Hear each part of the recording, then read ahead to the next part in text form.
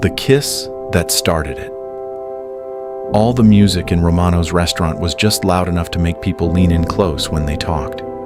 Emma Brooks twisted her napkin under the table, trying to ignore the butterflies doing somersaults in her stomach.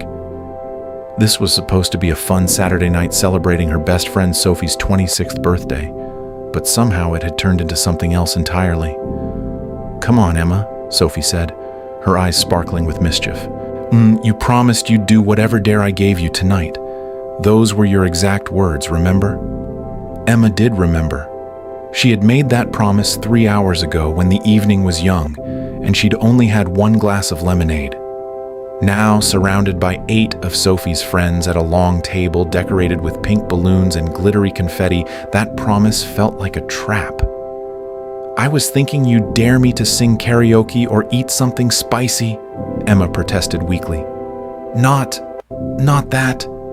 Sophie laughed, tossing her curly red hair over her shoulder.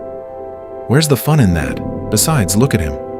He's been sitting there alone for the past hour, frowning at his phone like it personally insulted him. Maybe a little unexpected kindness is exactly what he needs." Emma glanced across the restaurant again, her gaze finding the man in question. He sat at a corner table partially hidden by a decorative plant.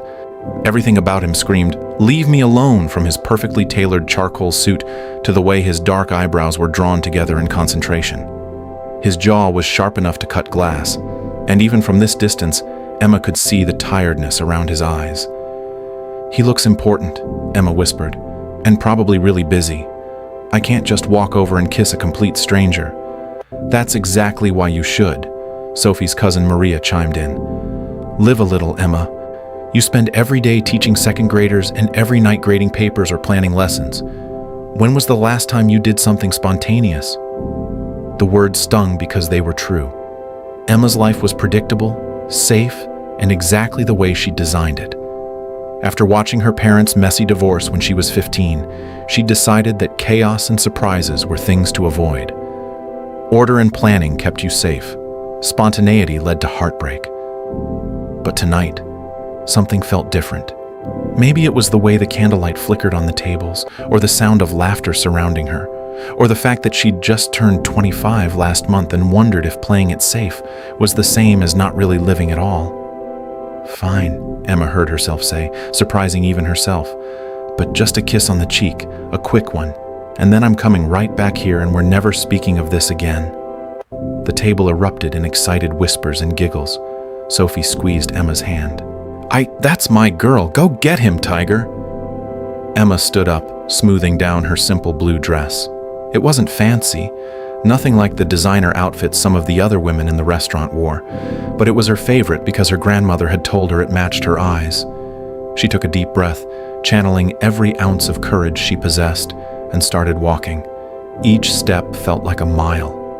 The restaurant suddenly seemed enormous, stretching out before her like a football field. Emma's heart hammered so loudly she was sure everyone could hear it. What was she doing? This was crazy. This was completely unlike her. She should turn around right now and tell Sophie the dare was too much. But then she was standing beside his table and there was no turning back. Up close, the man was even more striking. His dark hair was styled perfectly, though one strand had fallen across his forehead. His eyes were a deep brown, almost black, and they were currently focused intently on a spreadsheet displayed on his tablet. He had the kind of face that photographers probably loved, all strong lines and interesting angles. But there was something sad about him too, something lonely. "Excuse me," Emma said, her voice coming out smaller than she'd intended. He didn't look up. His finger swiped across the screen, his frown deepening. Emma cleared her throat and tried again, louder this time. "Excuse me, sir." This time, his eyes lifted from the screen and landed on her. For a moment, Emma forgot how to breathe. His gaze was intense, questioning, and just a little bit annoyed. "Yes?" His voice was deep and formal, the kind of voice used to giving orders and having them followed. "This is going to sound absolutely crazy," Emma began, her words tumbling out in a rush. "And I promise I'm not weird or dangerous or anything like that. It's my friend's birthday and she dared me to do something brave. And I know this is strange, but I just wanted to say that I hope you have a wonderful evening and—" Before she could lose her nerve completely, Emma leaned down and pressed a quick kiss to his cheek. His skin was warm and smelled faintly of expensive cologne, something woodsy and clean. The moment her lips touched his face, time seemed to stop. She could feel him tense in surprise, could sense the entire restaurant fading away until it was just the two of them in this bizarre, suspended moment. Then reality crashed back in. Emma pulled away, her face burning hot enough to fry an egg on. "I'm so sorry. Have a nice night." She spun around and practically ran back to her table, where Sophie and the others were trying and failing to contain their laughter. Emma collapsed into her chair, buried her face in her hands, and wished the floor would open up and swallow her whole. "Oh my gosh, you actually did it," Sophie crowed, hugging Emma from the side. "You're officially my hero." "Did you see his face? He looked like someone had just told him the sky was green." "I can't believe I just did that," Emma moaned through her fingers. "I kissed a complete stranger. What is wrong with me? What if he calls the police? What if he thinks I'm some kind of criminal?" "Relax," Maria said, patting Emma's shoulder. "It was just a peck on the cheek.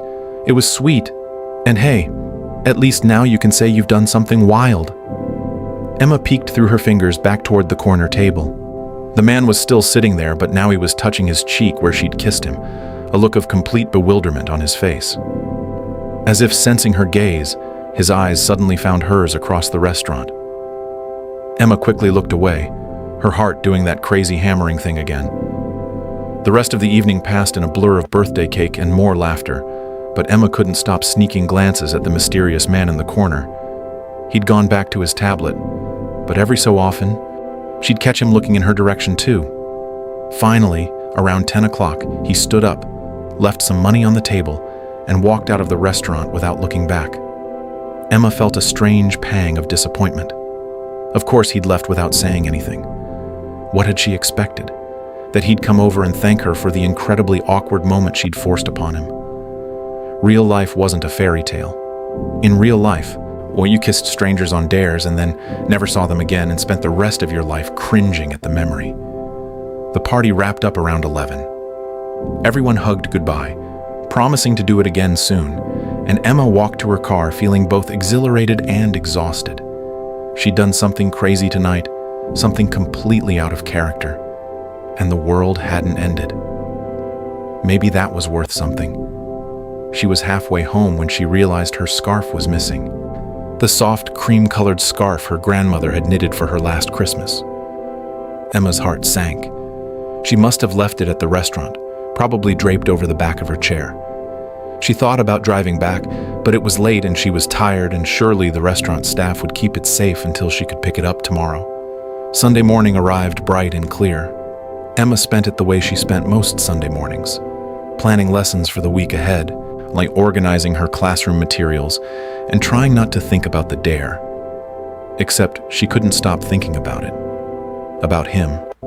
About the way his eyes had widened in surprise, and that brief moment when the entire world had narrowed down to just the two of them.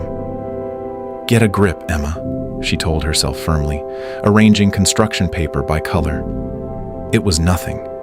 It meant nothing. You'll never see him again. Monday morning brought the chaos that 23 second graders could create. Emma loved her students with her whole heart, but they had an impressive talent for turning a simple math lesson into an adventure involving flying erasers, impromptu puppet shows using pencils, and at least 3 separate arguments about whose turn it was to feed the class hamster, Mr. Whiskers. By lunchtime, Emma was ready for her planning period. She was settling down with a sandwich and a stack of spelling tests when the classroom phone rang. "Miss Brooks? This is Principal Hernandez. Could you please come to my office? There's someone here who'd like to speak with you." Emma's stomach dropped. That tone usually meant a parent complaint or some kind of problem. She mentally reviewed the past week, trying to remember if she'd done anything wrong or if any student had gotten hurt on her watch. Nothing came to mind, but that didn't stop her palms from sweating as she walked down the hallway to the main office. Principal Hernandez's door was open. Emma stepped inside and froze. There, standing next to the principal's desk, Holding her cream-colored scarf was the man from the restaurant, the man she'd kissed. He looked just as serious as he had Saturday night, though now he wore a navy blue suit that probably cost more than her car.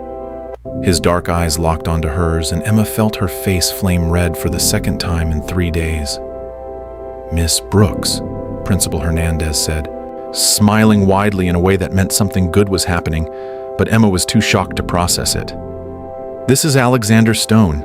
He's the CEO of Stone Toys Company, and he has a very generous proposal for our school." Alexander Stone. The name clicked in Emma's mind like a key turning in a lock. Stone Toys was one of the biggest toy companies in the country. They made everything from building blocks to dolls to educational games, and she'd kissed their CEO on a dare in a restaurant. Emma thought she might faint. "Mr. Stone found your scarf at Romano's," Principal Hernandez continued, oblivious to Emma's internal meltdown. "He was kind enough to track you down and return it, and then he mentioned he'd been looking for local schools to partner with for a new community outreach program." Alexander stepped forward, extending the scarf to Emma. "Miss Brooks, it's good to see you again." His voice was just as deep as she remembered, but there was something new in it, on something that almost sounded like amusement. Emma took the scarf with shaking hands, clutching it like a lifeline. "Thank you," she managed to whisper. "I didn't realize... I had no idea." "That I was someone important?"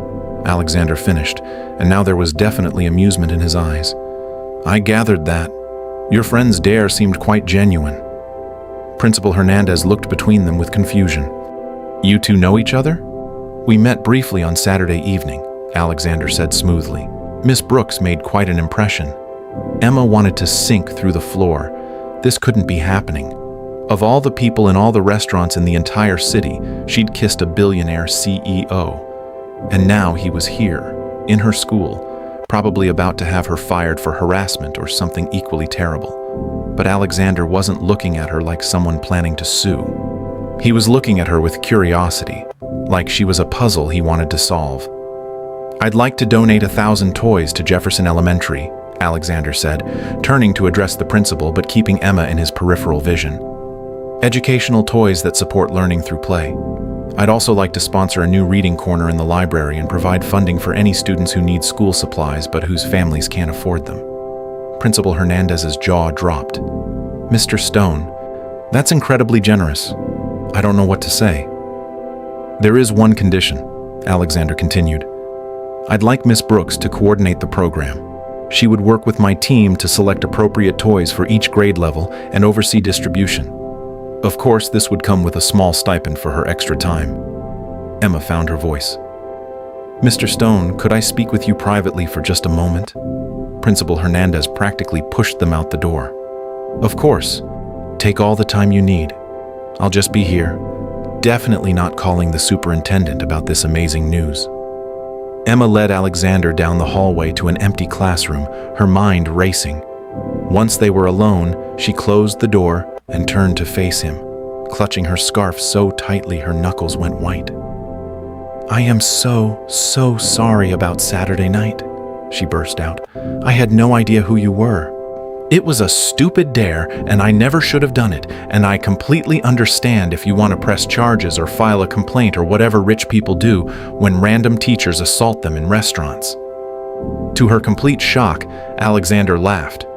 Actually laughed. It was a rusty sound, like he hadn't done it in a while, but it was genuine. "Miss Brooks, I'm not here to press charges," he said, his expression softening in a way that made him look younger, less severe. "Honestly, that was the most interesting thing that's happened to me in 5 years, maybe longer. I was sitting there doing the same work I do every Saturday night, being miserable, when suddenly a beautiful woman appeared and kissed me for no reason other than a dare. It was absurd, ridiculous, and absolutely wonderful." Emma blinked. "You're not mad? Mad? I spent all day Sunday trying to figure out how to find you. When I discovered you'd left your scarf, it felt like fate. And the restaurant manager recognized you as a regular, knew you were a teacher at Jefferson Elementary, and here I am. But the toy donation, is real, Alexander assured her. I've been wanting to start a community outreach program for a while. Meeting you just gave me the push I needed. But I'll admit, I also wanted an excuse to see you again. To talk to the woman brave enough to kiss a stranger just because her friend dared her to. That takes courage, Miss Brooks. The kind of courage I think I've been missing in my life. Emma didn't know what to say.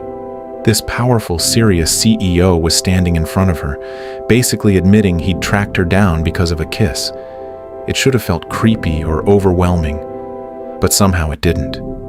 There was something genuine in his eyes, something vulnerable that matched the loneliness she'd sensed on Saturday night. Okay, Emma said slowly. I'll coordinate your program. For the kids. They deserve good toys and supplies. Thank you, Alexander said. Then, after a pause, would you also consider having coffee with me sometime? To discuss the program, of course. And maybe to get to know each other beyond dramatic restaurant encounters? Emma felt a smile tugging at her lips despite everything. Just to discuss the program? Well, Alexander said, and there was that almost smile again, transforming his whole face. Maybe not just that. Maybe I'd also like to know more about the woman who saw me frowning at my tablet and decided I needed a kiss. What that says about you. What kind of person does something that kind, that bold, that completely unexpected? Emma thought about all her rules for safe, predictable living. Then she thought about how alive she'd felt in that moment at the restaurant, how sometimes the best things came from the scariest choices. Coffee sounds nice, she said. When were you thinking? How about Tuesday after school? There's a cafe 2 blocks from here, the Busy Bean. Do you know it? Emma nodded. She went there sometimes to grade papers. 4 o'clock, Alexander suggested. 4 o'clock, Emma agreed. They stood there for another moment, just looking at each other, and Emma realized something surprising. She wasn't scared anymore. She was excited. Nervous, yes, but in a good way. In a way that made her feel like her life was about to become a lot more interesting. Alexander reached out and gently touched her shoulder. Thank you, Emma, for Saturday night, for agreeing to help with the program, for giving me something to look forward to. Then he was gone, leaving Emma alone in the empty classroom with her scarf and a heart that wouldn't stop racing. She had kissed a CEO on a dare, and somehow, impossibly, it might have been the best mistake she'd ever made. The Tuesday afternoon sun streamed through the windows of the Busy Bean Cafe, painting everything in shades of gold and amber. Emma arrived 5 minutes early, her stomach full of butterflies that had apparently multiplied since yesterday. She'd changed her outfit 3 times that morning, finally settling on a simple green sweater and jeans because anything fancier would have made it obvious she was treating this like more than just a meeting about toys and school programs. Alexander was already there, sitting at a corner table with 2 cups of coffee. He stood when she entered, and Emma noticed he wasn't wearing a suit this time.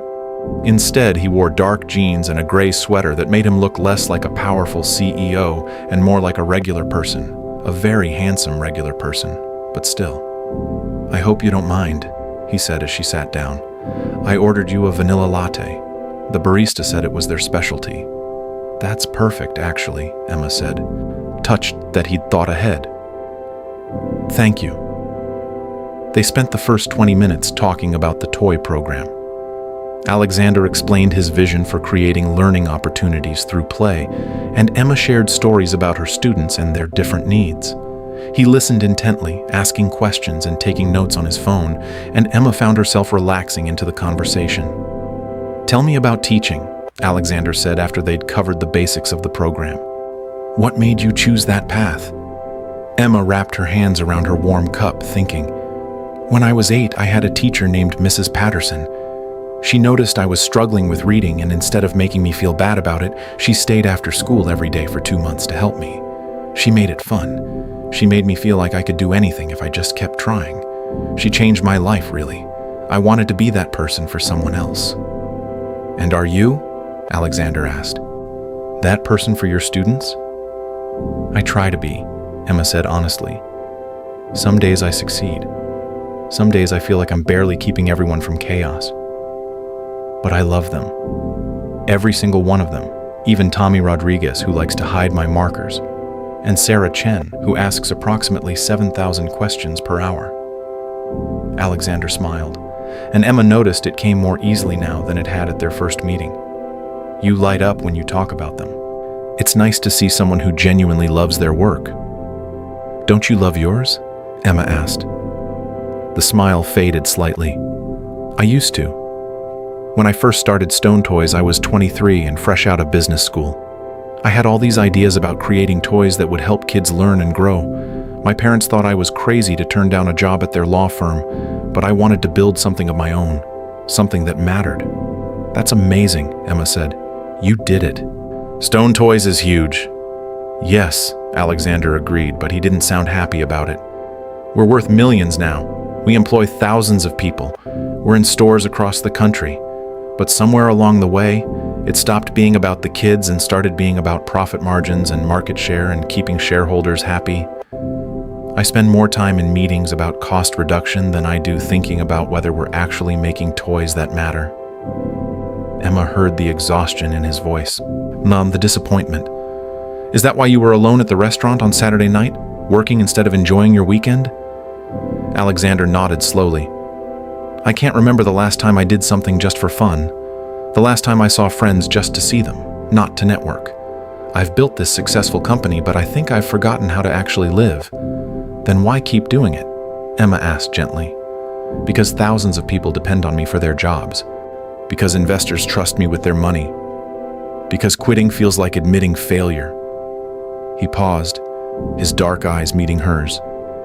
And because until Saturday night I didn't realize how lonely I'd become, how empty everything felt. Emma's heart squeezed. She'd sensed that loneliness when she first saw him, but hearing him acknowledge it made it real. I think you're very brave, she said softly. Building a company, employing all those people, making tough decisions every day, that takes a different kind of courage than kissing strangers on dares. Alexander reached across the table and gently touched her hand. Maybe we both have courage in our own ways. Maybe that's why I couldn't stop thinking about you. You remind me that there are still people in the world who do things because they're kind, not because they expect something in return. They talked for 2 more hours, long after their coffee had gone cold. Emma learned that Alexander had a younger sister named Lily, who was studying art in Paris, that his favorite food was his grandmother's homemade pizza, and that he secretly loved old black and white movies even though he never had time to watch them anymore. Alexander learned that Emma had been raised by her grandmother after her parents' divorce, that she'd once wanted to be a veterinarian until she discovered she cried every time an animal was sick, and that she collected vintage teacups from thrift stores. By the time they left the cafe, Emma felt like she'd known Alexander for years instead of days. They walked slowly back toward the school parking lot where Emma's car waited. Could we do this again? Alexander asked as they reached her car. Maybe this weekend? There's a new Italian restaurant downtown that's supposed to be excellent. Like a date? Emma asked, her heart picking up speed. Yes, Alexander said firmly. Exactly like a date, a real one, where I pick you up at your door and we spend the evening getting to know each other even better. If you're interested. Emma smiled. I'm interested. The weeks that followed felt like a dream. Alexander and Emma met for dinner that Saturday, and then the Saturday after that, and then it became a regular thing. He started coming to her classroom during lunch sometimes, bringing sandwiches and sitting cross-legged on the floor with students, listening to them read or helping them build block towers. Emma visited his office and met his team, offering suggestions on toy designs that made the engineers look at her with new respect. They talked on the phone every night, conversations that started about the toy program and wandered into everything else. Childhood memories, favorite books, fears and hopes and dreams. Alexander told Emma about the pressure he felt from his parents to be perfect, to never make mistakes. Emma told Alexander about watching her parents' marriage fall apart and how it made her scared to trust people with her heart. I won't hurt you, Alexander promised one night as they sat on Emma's couch watching one of his beloved old movies.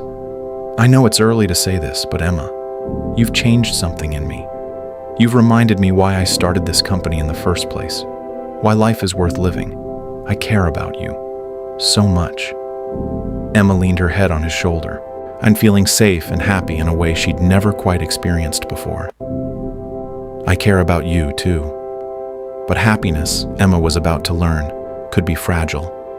And trust, once broken, was hard to repair.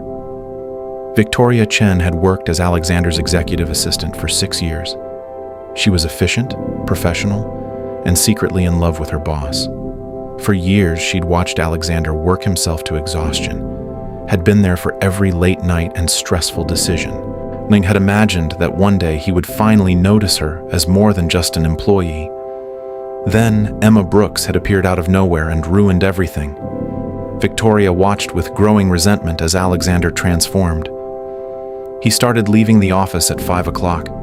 He smiled during meetings. He hummed while reviewing reports. And he talked about Emma constantly, this nobody teacher who had somehow enchanted one of the most eligible bachelors in the city. It wasn't fair.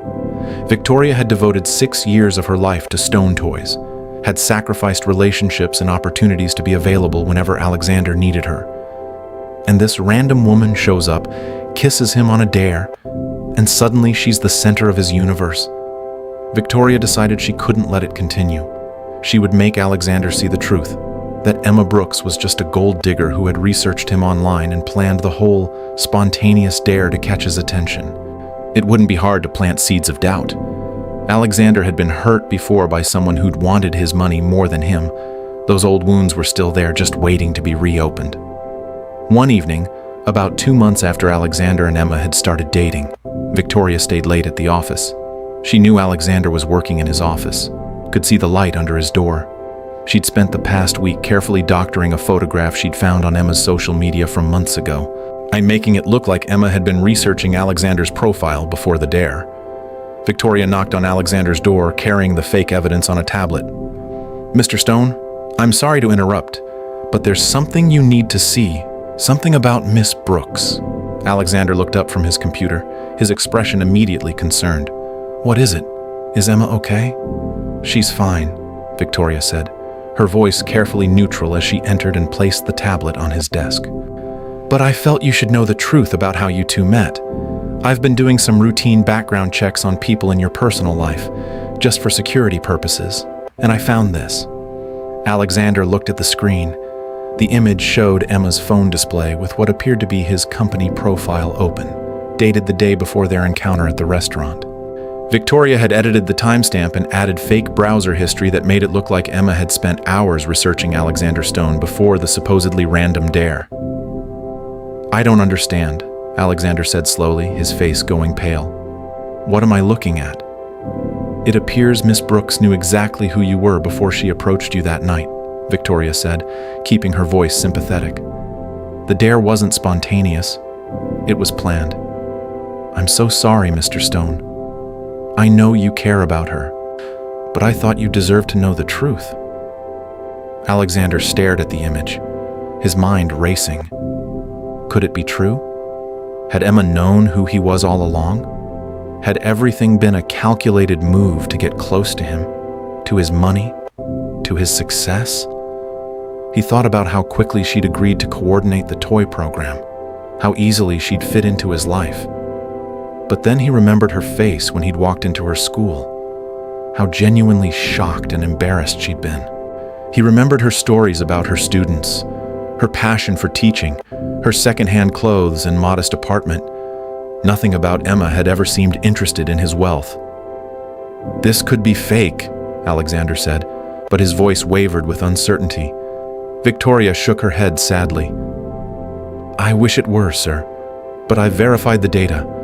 I have access to phone records that confirm she searched your name multiple times in the days before your meeting. I'm sorry. I know this hurts." The truth was, Victoria had faked all of it, but she'd done her work well, and Alexander's old insecurities were too powerful to ignore. He'd been fooled before by a woman named Jessica, who dated him for 6 months before he discovered she was only interested in becoming Mrs. Stone, in the lifestyle his money could provide. That betrayal had nearly broken him. Now, looking at what appeared to be proof that Emma had done the same thing, Alexander felt that old wound tear open fresh and bleeding. "Thank you for bringing this to my attention," he said quietly. "You can go home now, Victoria." Victoria left, hiding her satisfied smile. The seed was planted. Now she just had to wait for it to grow. For the next 3 days, Alexander didn't call Emma. He didn't answer her texts. He threw himself into work, trying to drown out the voice in his head that said Victoria was wrong, that Emma was exactly who she seemed to be. But the evidence looked so real, and his fear of being hurt again was so strong. Emma, meanwhile, was frantic with worry. She'd gone from talking to Alexander every night to complete silence. She tried calling, texting, even went to his office building, but security turned her away, saying Mr. Stone was too busy to see visitors. Finally, on the 4th day, Emma couldn't take it anymore. She waited outside Alexander's office building until after 7 p.m. when the crowds had thinned. When Alexander emerged looking tired and miserable, Emma stepped directly into his path. "Alex, what's going on?" she demanded. "Why won't you talk to me? If I did something wrong, please just tell me." Alexander looked at her, and his expression was colder than she'd ever seen it. "I know the truth, Emma, about the dare, about how you planned the whole thing after researching me online. How long did you spend preparing? How many times did you practice what you'd say?" Emma felt like he'd slapped her. "What are you talking about? I never researched you. I didn't even know your name until you showed up at my school." "Don't lie to me," Alexander said, his voice hard. "I have proof. Phone records, browser history. You searched my name the day before we met. You knew exactly who I was when you walked up to my table." "That's not true," Emma's voice broke. "Alex, I don't know what you think you saw, but it's wrong. It's a lie. Someone's lying to you." "Why would my assistant lie about this? She has no reason to make it up. But you had every reason to plan a meeting with a wealthy CEO. How much were you hoping to get? A ring? Access to my money? Was any of it real, Emma? Or was I just another mark?" Tears streamed down Emma's face. "How can you say that? How can you think so little of me? I fell in love with you, Alex. Not your money, not your company. You. The man who sits on the floor with my students and makes funny voices when he reads to them. The man who told me about his dreams and his fears. The man I thought trusted me. I wanted to trust you," Alexander said. And now there was pain in his voice too. "I wanted to believe you were different, but I've been here before, Emma. I've been the fool who fell for a pretty face and a kind smile while she calculated how much she could take from me." "I'm not her," Emma said desperately. "Whoever hurt you before, I'm not her. I'm me. I'm the teacher who can barely afford rent, who shops at thrift stores, who kissed you on a stupid dare because my friend told me to be brave. I didn't want your money then, and I don't want it now. I just wanted you." They stood there on the sidewalk, two people who cared about each other but couldn't find a way across the gap that fear and lies had created between them. "I thought you were different," Emma said finally, her voice quiet and broken. "I thought you could see people's hearts, that you could see past surfaces to what's real, but you're just like everyone else. You only believe the worst. You're so scared of being hurt that you'd rather push away something real than risk trusting someone." She wiped her tears with the back of her hand. "I'm done, Alex. I can't fight to prove myself to someone who's already decided I'm guilty. I hope one day you figure out what you lost. I hope the walls you've built around your heart keep you very safe and very alone." Emma walked away, her vision blurred with tears, her heart shattered into 1,000 pieces. Behind her, Alexander stood frozen on the sidewalk, watching her go, wondering if he'd just made the biggest mistake of his life, but too proud and too scared to call her back. Victoria, watching from a window on the 4th floor, smiled. Phase 1 was complete. Now she just had to wait for Alexander to realize he needed someone who truly understood him, someone who had been there all along. But she'd made one critical error. She'd underestimated how much Alexander had actually changed, how deeply Emma had reached into his carefully guarded heart. And she'd forgotten that the truth, like light, eventually finds its way through even the darkest lies. The war wasn't over. It was only just beginning. 2 weeks had passed since the confrontation, and Alexander Stone felt like he was walking through fog. He went through the motions of running his company, attended meetings, signed documents, made decisions. But nothing felt right. Nothing felt real. The office seemed emptier, even though it was full of people.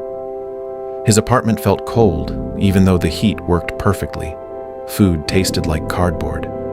Sleep refused to come until the early hours of morning. He kept replaying Emma's last words to him. "I hope the walls you've built around your heart keep you very safe and very alone." She'd been right. He was safe, and he was desperately, achingly alone.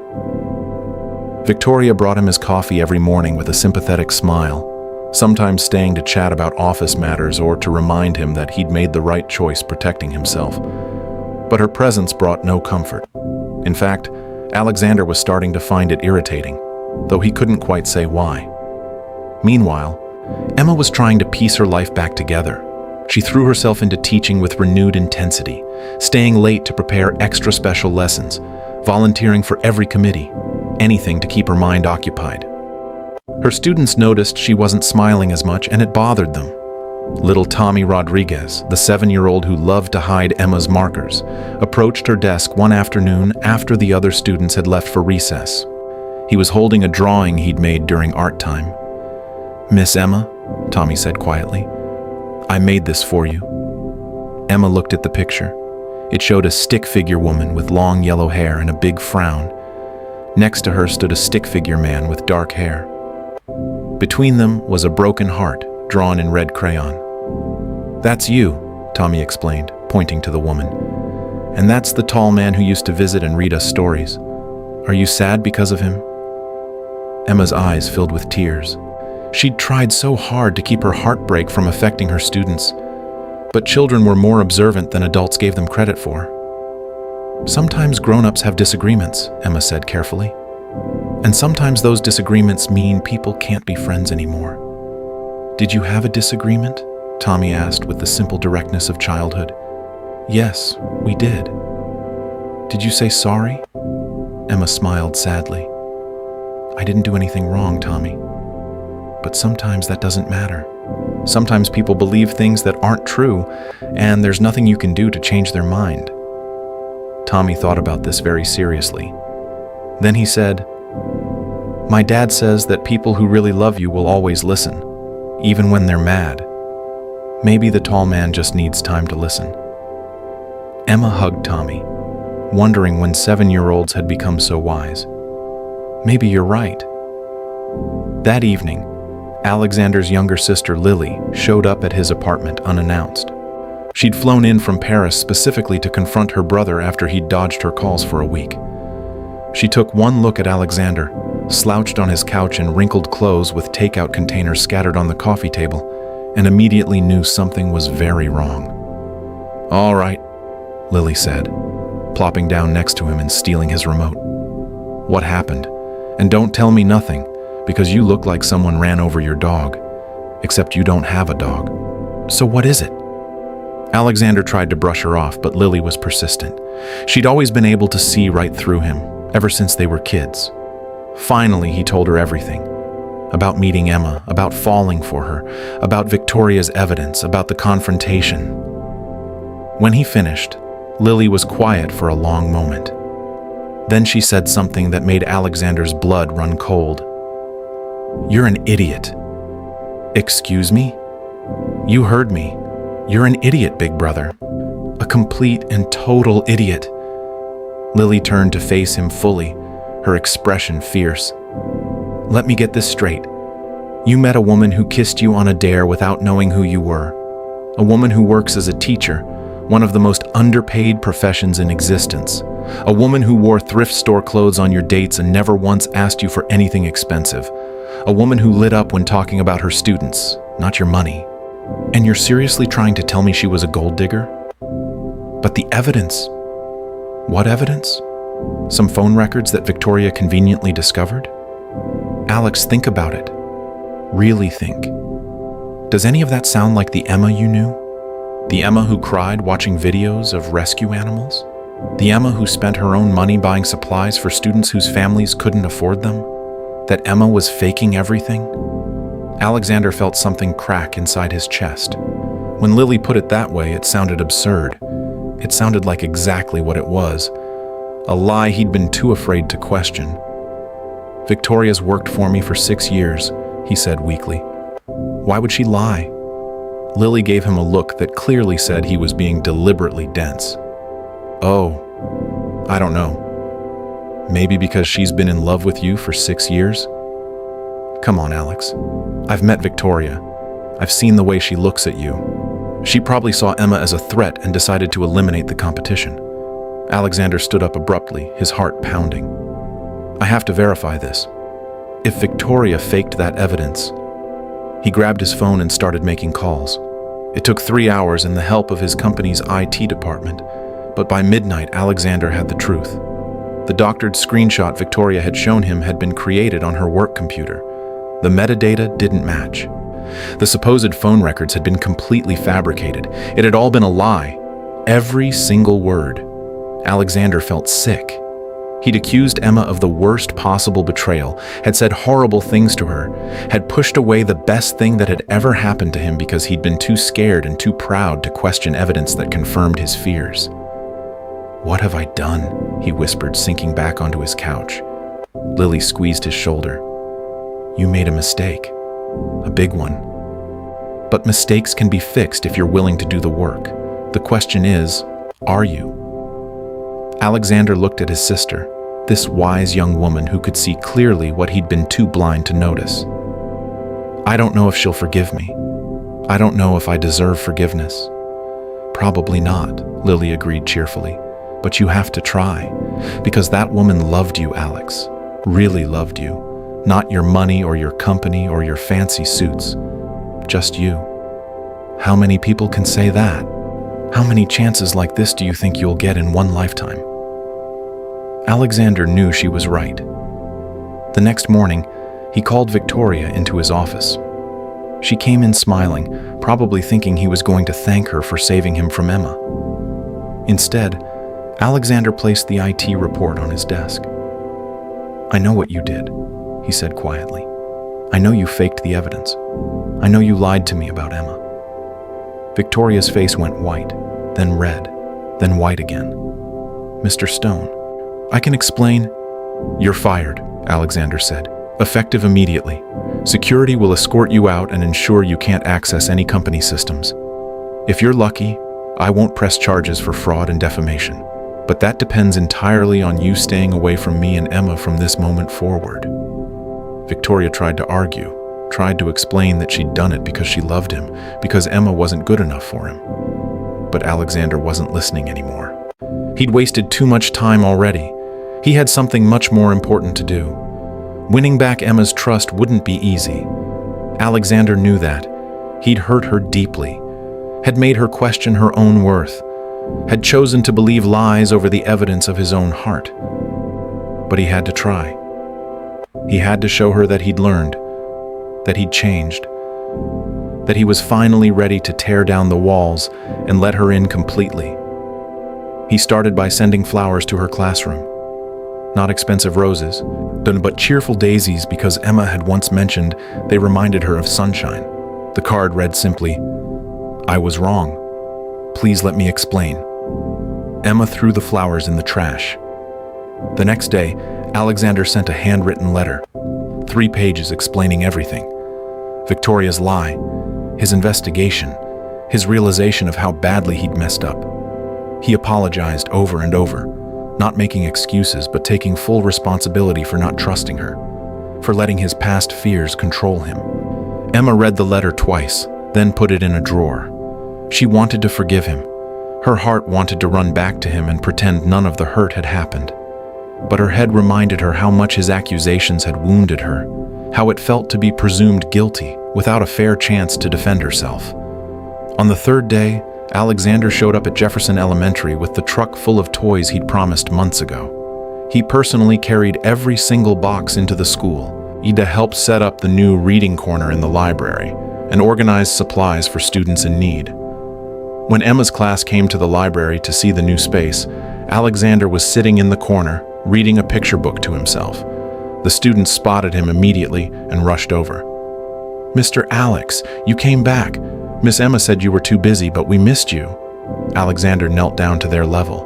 "I missed you too, all of you, and I owe Miss Emma a very big apology for something I did wrong. Sometimes even grown-ups make mistakes and hurt people they care about." The students looked at Emma, then back at Alexander. Sarah Chen, the question asker, raised her hand even though this wasn't class. "Are you going to say sorry?" "I'm trying to," Alexander said, "but sorry is just a word. What matters more is showing someone that you mean it, that you've learned, that you'll do better. So that's what I'm trying to do." Tommy Rodriguez walked up to Alexander and whispered something in his ear.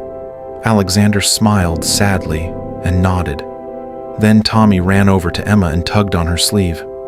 "Miss Emma, Mr. Alex says he loves you, and I think he really means it because he looks very sad. Maybe you should give him another chance. Remember what my dad said about people who really love you?" Emma felt tears prick her eyes. She looked at Alexander, still kneeling by the reading corner, when surrounded by her students, looking at her with such hope and sorrow and love that her heart ached. "Class," Emma said, her voice only slightly shaky. "Why don't you all check out the new books with Mrs. Patterson? I need to talk to Mr. Alex for a few minutes." The students reluctantly left, casting curious glances over their shoulders. Mrs. Patterson, the school librarian, gave Emma an encouraging thumbs up before shepherding the children away. When they were alone, Emma walked over to Alexander. He stood, looking uncertain in a way she'd never seen him look before. This powerful CEO who commanded boardrooms and made million-dollar decisions was terrified of what she might say. "You hurt me," Emma said quietly. "You made me feel like I was a criminal, like everything we shared was fake, like I was the kind of person who would lie and scheme for money." "I know," Alexander said, his voice breaking slightly. "I know, and I'm so sorry, Emma. I was scared. I'd been hurt before, and I let that fear make me see threats where there weren't any. I didn't trust my own heart because trusting meant being vulnerable, and being vulnerable meant possibly being destroyed again. So I chose to believe the worst instead of fighting for the best." "Why should I believe you won't do it again?" Emma asked. "Next time someone plants doubt in your mind, next time you get scared, what stops you from pushing me away again?" Alexander took a deep breath. "Because I'm making a promise right now, in front of all these children's books and these toys that are supposed to bring joy and learning. I promise that if doubt ever creeps in again, I'll come to you first. I'll talk to you. I'll trust you. I'll remember that you're the woman who kissed a stranger because your friend dared you to be brave. The woman who loves her students more than anything. The woman who taught me how to smile again, how to live again, how to hope again." He stepped closer, but didn't touch her, giving her space to choose. "I don't deserve forgiveness. I know that. But I'm asking for it anyway because losing you these past weeks has been worse than any betrayal I've ever experienced. You were right, Emma. The walls I built did keep me safe, but they also kept me from the one person who could have made my life complete. I don't want to be safe anymore. I want to be with you." Emma felt the tears spill over. Part of her wanted to hold on to her anger, to protect herself by walking away. But a larger part, the part that had fallen in love with this complicated, damaged, sincere man, wanted to take the risk, wanted to believe that people could grow, could change, could learn from their mistakes. "If we do this," Emma said carefully, "things have to be different. You have to trust me, Alex, really trust me. Not just when everything is perfect, but especially when things are hard. When you're scared or uncertain or someone tries to mess with your head, you have to come to me. Always." "I will," Alexander promised. "Every time. No more running away. No more letting fear decide for me." Emma searched his face, looking for any sign of doubt or reservation. She found only earnest determination and a love so clear it took her breath away. "Okay," she whispered. "Okay, we can try again. But we're taking it slow, Alex. Rebuilding trust takes time." Alexander's face transformed with relief and joy. "However long it takes. I'll wait forever if that's what you need." He reached out slowly, giving her time to pull away if she wanted. When she didn't, he gently cupped her face in his hands and kissed her forehead with such tenderness that Emma felt her remaining walls crumble. "I love you," Alexander said. "Not because you're convenient, or because I'm lonely, or because of any reason except that you're you. You're kind and brave and genuine, and you make me want to be better. I love you, Emma Brooks." "I love you too," Emma admitted, letting herself lean into his embrace. "Even though you're stubborn and scared and sometimes make really terrible decisions, I love you anyway." They stood there in the children's library, holding each other, surrounded by colorful books and the toys that had started it all. Through the window, Emma could see her students pressed against the glass, watching with wide eyes and probably planning to ask a million questions later. The next 3 months passed in a way that felt like healing. Alexander kept his promise. Every time he felt uncertain or worried, he talked to Emma about it. They worked through his fears together, slowly building a foundation of trust that couldn't be shaken by outside interference. Emma introduced Alexander to her grandmother, who immediately loved him despite Emma's warnings that she'd hurt him if he ever broke her granddaughter's heart again. Alexander introduced Emma to his parents, who were surprised but pleased to see their serious son laughing and looking genuinely happy for the first time in years. Alexander started leaving work at 5 o'clock regularly. He and Emma had dinner together most nights, taking turns cooking in each other's apartments.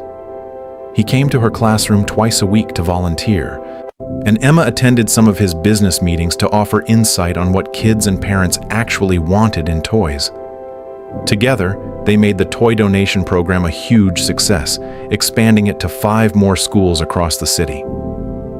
6 months after their reconciliation, on a Saturday evening, Alexander took Emma back to Romano's restaurant. The same corner table was waiting for them, though this time it was decorated with candles and flowers. They'd just finished their dinner when Alexander stood up and came around to Emma's side of the table. She looked up at him curiously, her heart starting to race.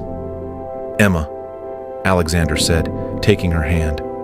"6 months ago, you walked up to this table and kissed me on a dare. You had no idea who I was. You didn't care about my money or my company or anything except that maybe, just maybe, a kiss from a brave, kind woman might make a lonely man smile." He knelt down, and Emma's hands flew to her mouth. "You were right," Alexander continued. "That kiss changed everything. It changed me. You showed me what real love looks like. Love that doesn't calculate or scheme. Love that gives without expecting anything in return. Love that's patient and forgiving and strong enough to survive, even when scared people make terrible mistakes." He pulled out a small velvet box and opened it to reveal a simple but beautiful diamond ring. "I don't want to spend another day without you in my life.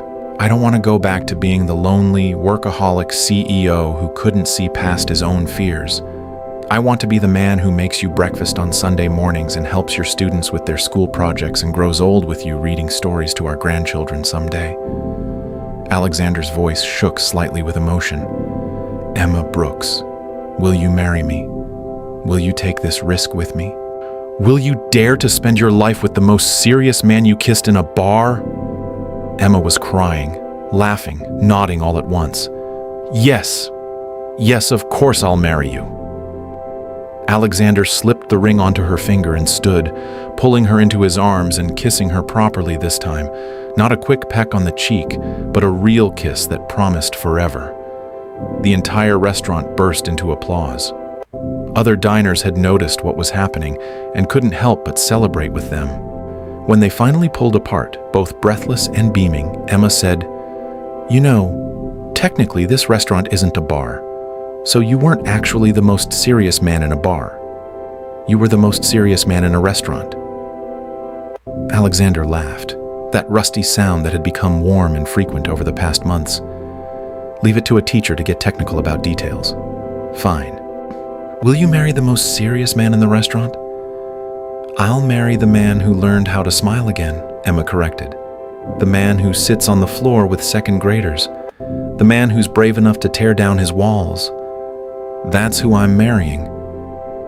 They stayed at the restaurant for another hour, talking about the future, about when they'd get married, where they'd live, whether they'd get a dog, or maybe 2 dogs. Emma wanted children someday, and Alexander discovered he did too. They talked about expanding the toy donation program, maybe turning it into a full foundation, about Alexander cutting back his hours to have more time for life outside work, about Emma maybe writing a book about teaching methods someday. As they walked to Alexander's car, Emma stopped suddenly. "Alex, do you know what's funny?" "What?" "If Sophie hadn't dared me that night, none of this would have happened. We would have been 2 strangers in a restaurant, living completely separate lives. I would never have found you." Alexander wrapped his arms around her waist. "I don't believe that. I think we would have found each other eventually. Maybe in a different way, maybe at a different time. But somehow, we would have found each other. The universe doesn't let connections this strong go to waste." Emma smiled up at him. "When did you become such a romantic?" "Since I met a teacher who believes in fairy tales and second chances and the power of a dare to change someone's life."